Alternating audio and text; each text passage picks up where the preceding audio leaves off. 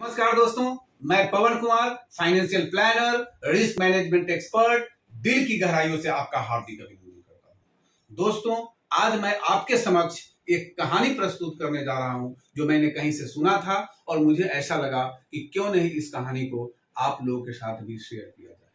दोस्तों, ये कहानी है एक राज्य की जिसकी परंपरा थी कि वहां 6 इयर्स के लिए एक राजा को नियुक्त किया जाता था। And after the completion of 6 years सारी प्रजा मिल करके उस राजा को एक जंगल में, जो कि राज्य के बाहर था, छोड़ दिया जाता था, जहां जंगली जानवर राजा का शिकार कर लेते थे। और इस बार एक नौजवान को मौका मिला था उस राज्य की राजगद्दी पर बैठने का।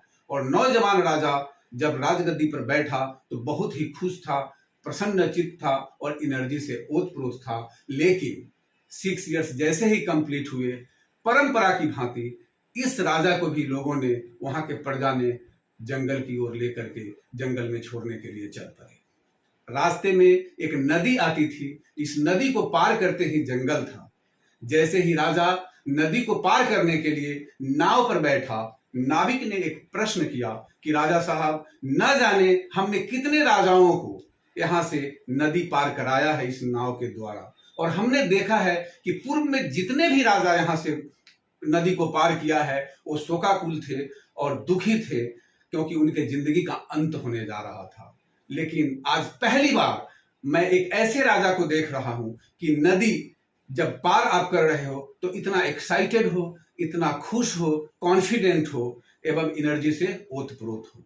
आप इसका कारण मुझे बताएं राजा साहब। राजा ने जवाब दिया कि अन्य राजा को जब 6 इयर्स के लिए राज्य मिलता था तो वो धन की अधिक खर्च अपने ऊपर करते थे और अपने भोग विलासता में सारे पैसे को यूज करते थे, क्योंकि उनको पता था कि 6 इयर्स के बाद मेरा राज खत्म हो जाएगा और मैं इस दुनिया को छोड़कर चला जाऊंगा। लेकिन मैंने इस बार बिल्कुल ही अलग किया। मैंने जितने भी अनावश्यक खर्च थे उन सारे खर्चों में हमने कटौती करी और इनकम के क्या क्या स्रोत हो सकते हैं उन सारे स्रोत को हमने डेवलप किया, सो डैट कि राज्य में अधिक से अधिक पैसा आ सके।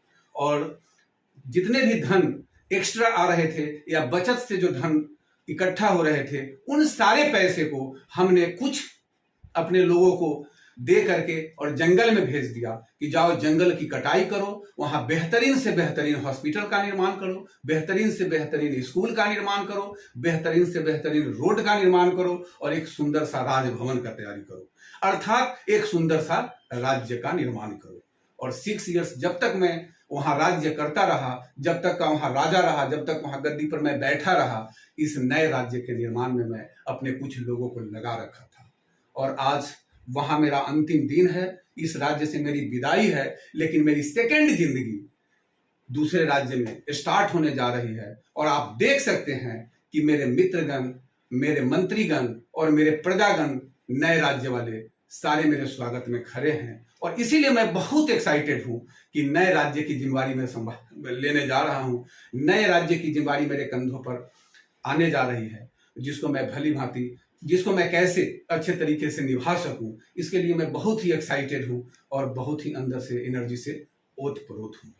दोस्तों, जैसा कि देखा आपने यहाँ कि किस तरह से नौजवान राजा अपने बुद्धि का प्रयोग करके, अपने सूझबूझ का प्रयोग करके, अपने राज्य को सफलतापूर्वक चलाते हुए अपने सेकंड जिंदगी की तैयारी करता है और वहां भी राजा की भांति जिंदगी जीता है। दोस्तों, ये राजा कोई और नहीं बल्कि आपकी और हमारी कहानी है। राजा कोई और नहीं है बल्कि आप और हम हैं। हमारे जिंदगी में भी 2 स्टेजेस होते हैं। एक होता है 20 से लेकर के 60 इयर्स तक का स्टेज, जिस समय हम एक्टिव होते हैं, पैसा कमा रहे होते हैं और राजा की भांति अपने परिवार और अपने समाज को चला रहे होते हैं। लेकिन निश्चित रूप से एक रिटायरमेंट का वक्त आता है जिस समय हमारी इनकम जीरो हो जाती है। और ये रिटायरमेंट, स्वेच्छापूर्वक रिटायरमेंट, नेचुरल रिटायरमेंट जो 60 के बाद आती है, यह भी हो सकता है, या कई कारणों से फोर्सफुली रिटायरमेंट हो सकता है, जैसे एग्जांपल के तौर पर डिसेबिलिटी, क्रिटिकल इलनेस एक्सेट्रा। और ऐसे किसी भी प्रकार के रिटायरमेंट में जब हमारी इनकम बंद हो जाती है तो एक कमाते रहने वाली जिंदगी जो राजा की होती है और एक इनकम बंद होने के बाद की जो जिंदगी होती है, ये आप खुद भी डिफ्रेंशिएट कर सकते हैं और महसूस भी कर सकते हैं।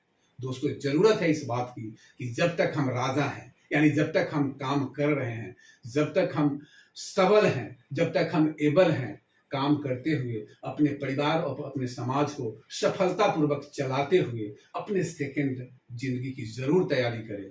यानी किसी तरह की कोई मिसहैपनिंग हो जाए, किसी तरह की कोई संकट फ्यूचर में आ जाए, तो उसका सामना करने के लिए हमें आज से बल्कि अभी से निरंतर तैयारी करनी चाहिए, सो डैट कि किसी तरह की हमें फ्यूचर में समस्याओं का सामना नहीं करना पड़े।